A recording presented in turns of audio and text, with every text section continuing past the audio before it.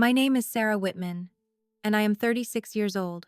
For as long as I can remember, loyalty was the most important thing in my life. Not love, not happiness. Loyalty. I believed that if I stayed loyal to my family no matter what, nothing could truly destroy me. I believed loyalty was protection. I believed it was proof of character. I believed it made me different from people who walked away. I was wrong. In my family, loyalty was not something you received. It was something you were expected to give, quietly, completely, without conditions. I learned that early. When problems happened, we didn't talk about them. We closed ranks. When someone was wrong, we didn't call it out. We covered it. When something hurt, we didn't name it. We swallowed it. The message was never spoken out loud, but it was clear. Family comes first, even if it costs you yourself. I took that message seriously. Too seriously. I became the one who defended everyone. The one who explained their behavior to outsiders. The one who said, "They didn't mean it like that, they're just stressed. They're going through a lot." I became the bridge between conflict and silence. I thought that made me strong. I thought that made me valuable. No one ever asked me to do this. But no one stopped me either. Every time I chose the family over my own feelings, I felt a strange sense of pride. Like I was proving something. Like I was earning my place. I told myself this is what real loyalty looks like. Standing by people even when it hurts. Especially when it hurts. What I didn't realize was that I was teaching them something dangerous. I was teaching them that I would endure anything. By my 20s, loyalty wasn't just a value. It was my identity. I was the dependable one, the reliable one, the one who never exposed family business, the one who stayed when others pulled away. When someone needed help, I was there. When someone made a mistake, I helped clean it up. When money was tight, I stepped in. When emotions ran high, I calmed things down. And I did all of it without keeping score. I thought loyalty meant not expecting anything back. The first time I felt something was wrong, I ignored it. There were moments when I felt used. Moments when my needs were dismissed. Moments when I realized my sacrifices were invisible. But I always pushed those thoughts away. Family isn't supposed to be transactional, I told myself. Love isn't about fairness. What I didn't understand was that loyalty without boundaries doesn't create love. It creates entitlement. Slowly, subtly, my loyalty stopped being appreciated and started being assumed. It became something they counted on. Something they relied on without question. Something they used. I was always the last to be considered, and the first to be expected. If something needed fixing, I was called. If someone needed support, I was there. If something went wrong, I absorbed the tension so others didn't have to. And if I ever hesitated even slightly, I felt the shift. The disappointment. The quiet judgment. So I didn't hesitate. I ignored my exhaustion. I ignored my resentment. I ignored the voice inside me that whispered, "This isn't fair." I told myself loyalty requires sacrifice. I told myself this is just how families are. Then came the moment that changed everything. It didn't arrive with yelling or confrontation. It arrived with a feeling that something was happening without me. Conversations that ended when I entered the room. Messages that went unanswered. A tone that felt colder, more careful. I felt it in my body before I could explain it in words. I tried to fix it the way I always had. I showed up more. I gave more. I became even more loyal. That's when the betrayal took root. Because while I was staying loyal, they were deciding something about me. While I was protecting them, they were protecting themselves. While I was assuming family meant mutual care, they were realizing how easy it was to hurt me without consequences. I didn't know it yet, but my loyalty had become their safety net. They knew I wouldn't speak up. They knew I wouldn't expose anything. They knew I would question myself before I questioned them. And that knowledge made them bold. The worst part is this. When people know you are loyal no matter what, they stop being careful with you. They stop worrying about losing you. They stop seeing you as someone who might leave. And once they stop fearing that, betrayal becomes easy. I still believed loyalty would save me. I still believed that if something was wrong, it would be talked about. I still believed that family would never cross a line they couldn't come back from. I didn't see the line forming beneath my feet. I didn't see that my loyalty was no longer a virtue in their eyes. It was a weakness, a guarantee, a reason they felt safe doing the one thing I never thought they would do to me: betray me in the worst way. And the most painful part? When it finally happened, I realized something that broke me far more than the betrayal itself. They didn't betray me despite my loyalty. They betrayed me because of it. And that realization was the beginning of everything falling apart. I need to say this clearly, because this is where everything changes. The betrayal did not begin the day I found out. It began long before that, behind my back. Behind my loyalty. Behind my silence. I was still protecting them when they started talking about me. I was still making excuses for them when they began making plans without me. I was still loyal when they decided I was expendable. That's the part that still makes my chest tighten. Because while I was standing in front of people defending my family's name, they were standing behind closed doors deciding what to do about me. At first, I didn't know anything was wrong. That's how clean it was. That's how careful they were. Nothing exploded. Nothing obvious broke. The betrayal didn't announce itself. It blended into normal life. But something shifted. I could feel it in the way conversations paused when I walked into a room, in the way eye contact lingered just a second too long between them, in the way laughter softened when I joined. Like I had interrupted something already decided. I told myself I was imagining it. I always told myself that, because loyalty trains you to doubt yourself before you doubt your family. What I didn't know was that decisions were already being made about me, not with anger, not with chaos, with calm voices, with logic, with agreement. They weren't fighting about me. They were aligning. And alignment is dangerous when you're not invited into it. I noticed it first in small exclusions. Information I used to have suddenly stopped reaching me. Plans were mentioned casually, after they'd already happened. Stories didn't quite add up. When I asked questions, answers were vague but confident, like they had already practiced them. Still, I stayed loyal. I told myself families don't keep score. Families don't question each other. Families don't assume the worst. I kept choosing trust, even when my body was warning me not to. Behind the scenes, they were choosing something else. They started reframing me. That's the part that hurts the most to admit. Not as someone who had given too much. Not as someone who was exhausted. But as someone who was becoming a problem. And they did it gently. They said I was emotional. They said I was sensitive lately. They said I took things personally. Those words didn't sound cruel. They sounded reasonable. That's why they worked. They planted the idea that if something went wrong, it was because of how I reacted, not what was done to me. While I was being loyal, they were building a story. A story where they were reasonable. A story where they were calm. A story where I was the risk. I didn't hear it directly at first. I felt it. In the way people started managing conversations around me. In the way topics changed when I spoke. In the way concern replaced respect. I was being handled. And the sickest part is this: they felt safe doing it because of my loyalty. They knew I wouldn't explode. They knew I wouldn't expose them.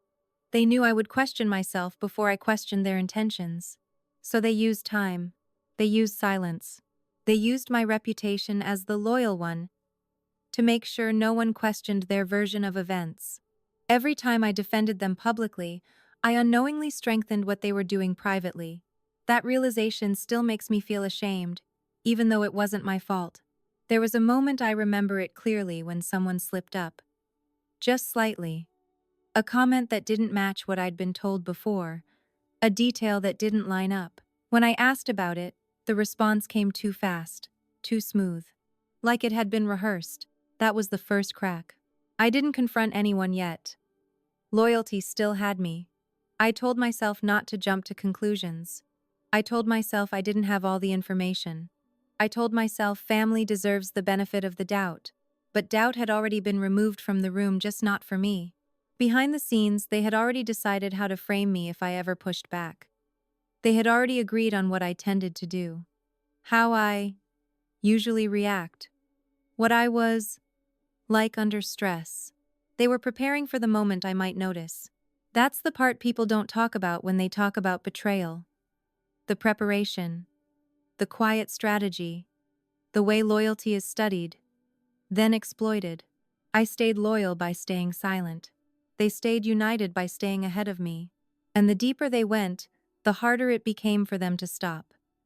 Because once you start rewriting someone's role in a family, you have to protect that rewrite at all costs. By the time I felt brave enough to trust my instincts, the damage was already layered. Stories had been told.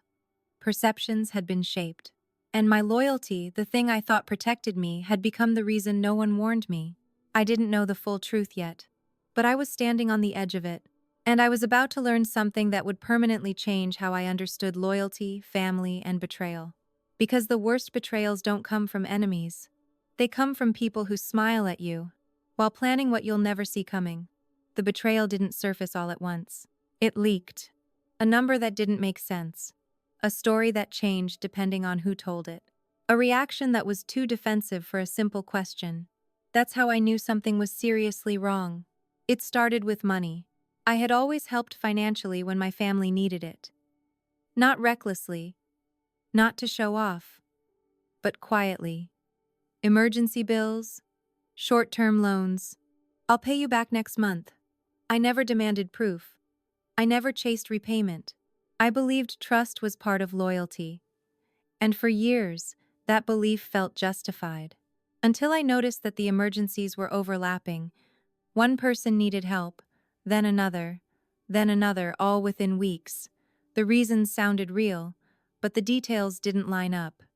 Dates conflicted, amounts shifted. When I asked for clarification, the answers came fast and rehearsed, like they'd already practiced how to keep me calm. That was the first time my stomach dropped. I didn't accuse anyone. I didn't raise my voice. I just asked a simple question. Where did the money actually go? The room went quiet. Then came the smiles. The soft voices. The sudden concern about me. They told me I was stressed. They told me I was misremembering. They told me I had always been bad with numbers. Someone even laughed lightly, like this was silly of me to bring up. And just like that, the focus shifted. Not from the money from me. A few days later, I found out why they weren't worried about the truth. They had already prepared a version of it. Behind my back, they had been telling people that I was the one struggling financially, that I had offered money impulsively, that I had later gotten confused and emotional about it. They didn't deny taking the money. They rewrote the story around it. I remember sitting alone when I realized what they had done. My hands were shaking, not from anger, but from disbelief.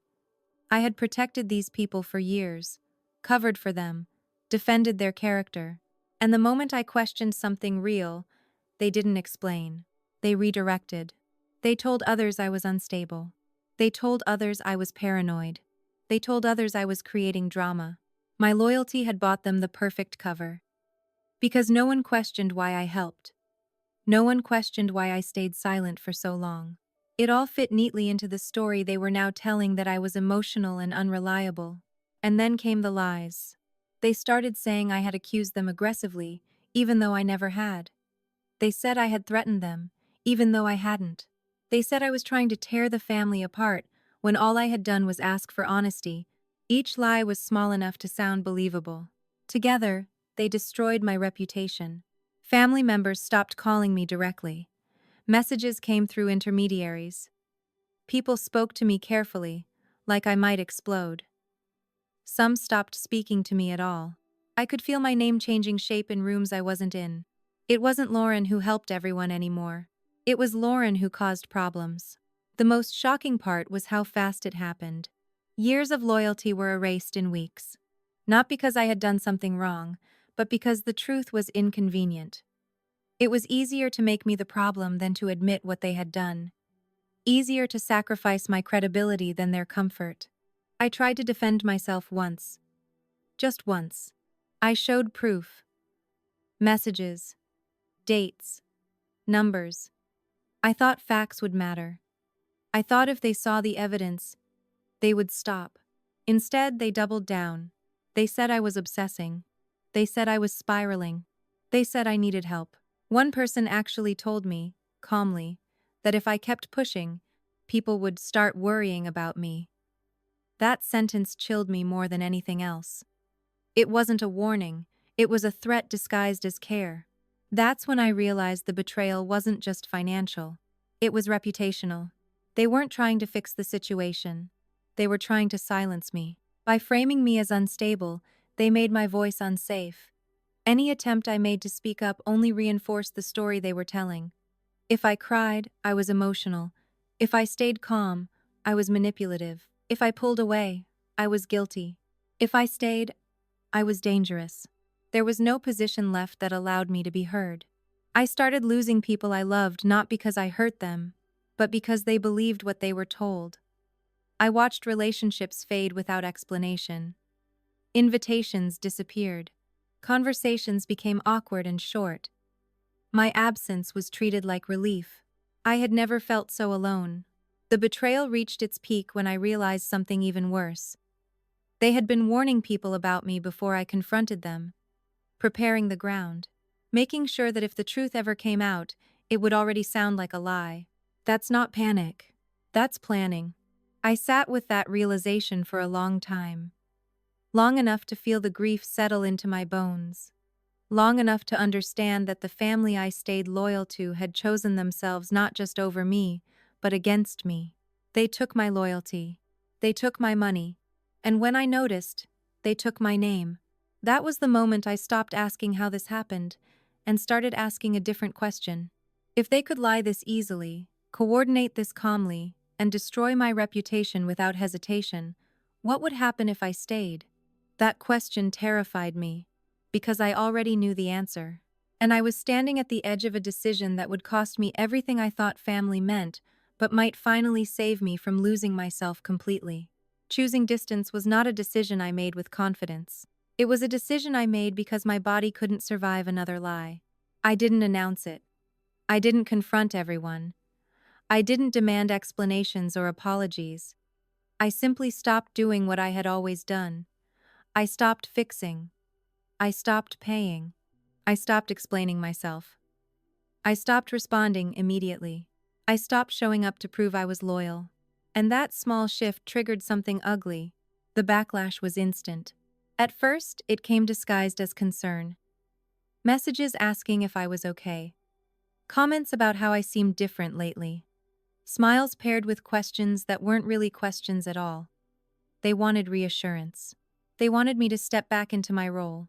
They wanted the old version of me to return and make everything comfortable again. I didn't. And that's when the tone changed.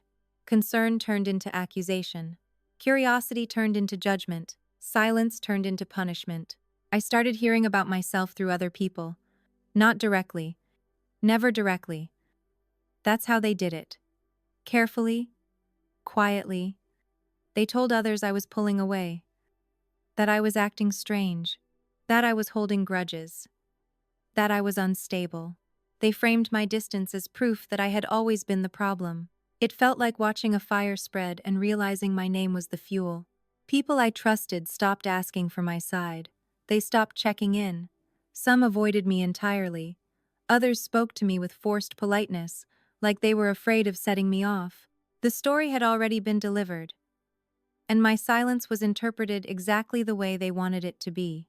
As guilt, as confirmation, as evidence. I remember one moment clearly. A message from a relative I loved, saying they hoped I would get the help I needed and stop hurting the family. I stared at that sentence for a long time. I hadn't yelled. I hadn't accused. I hadn't exposed anything.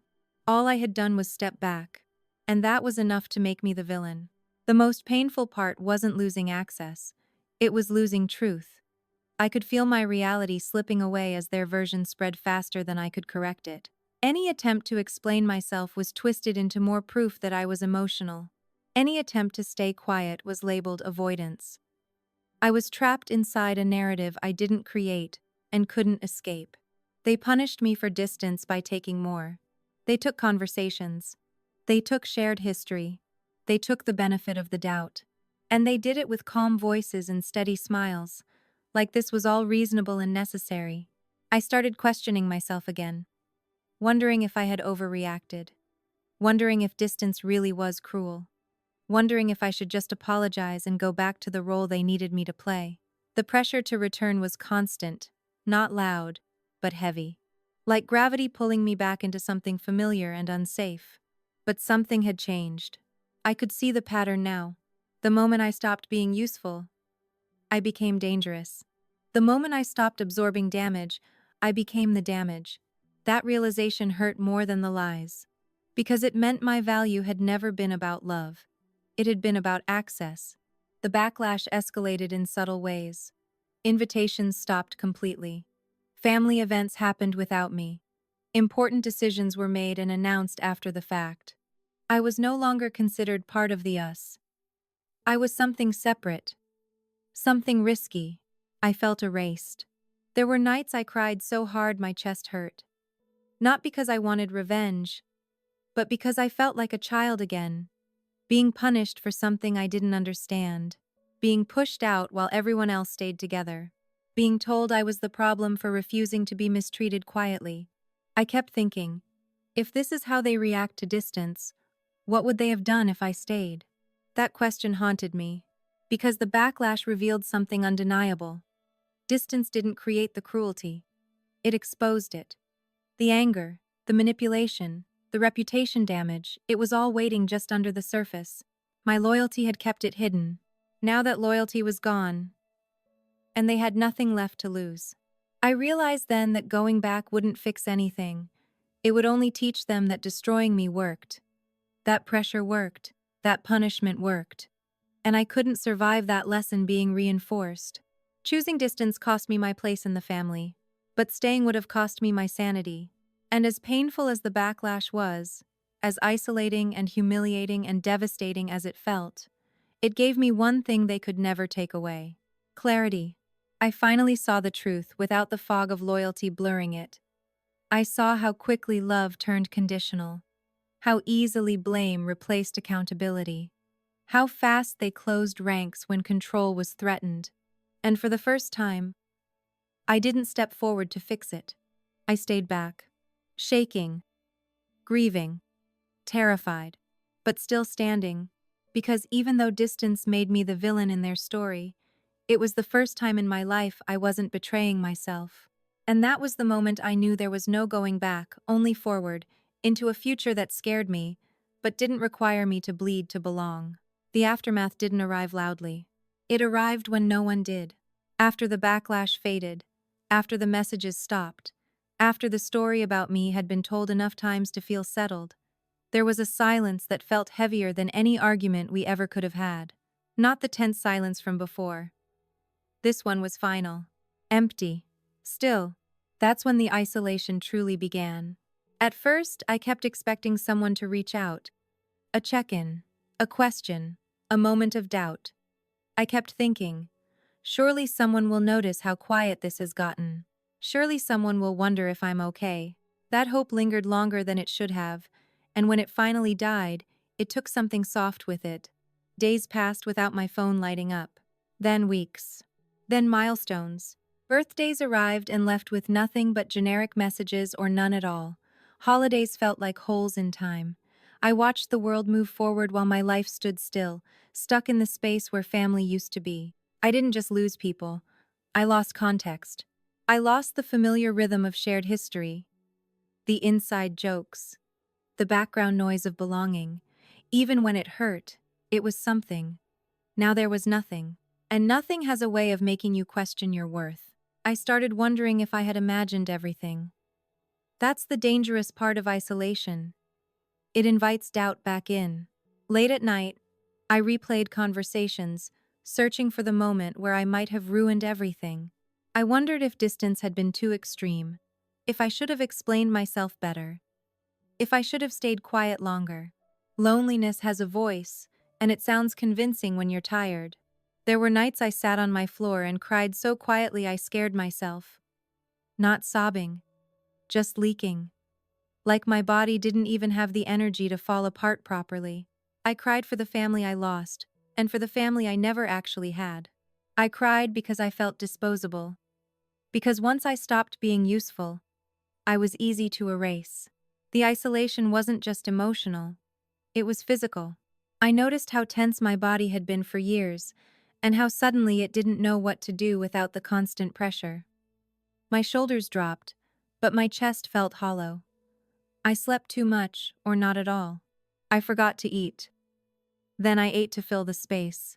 I wandered through my days like someone recovering from an accident no one else could see. The hardest moments were the quiet ones. Mornings where I woke up and remembered everything all over again. Evenings where there was no one to talk to, no one to distract me from my thoughts. Weekends stretched endlessly, and I didn't know how to fill them because so much of my life had been spent reacting to other people's needs. I had built my identity around being needed. Without that, I felt invisible,